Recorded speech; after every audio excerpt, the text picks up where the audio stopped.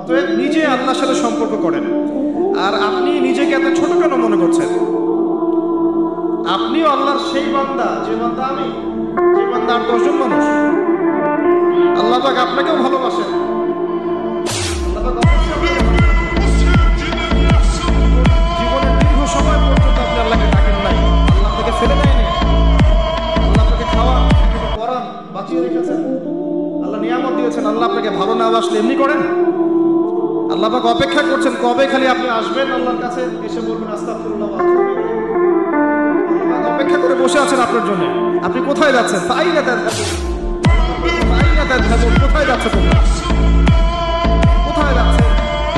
টাকার পিছনে, বাড়ি গাড়ি, বিলাসের পিছনে? আল্লাহ অপেক্ষা করছেন আপনার।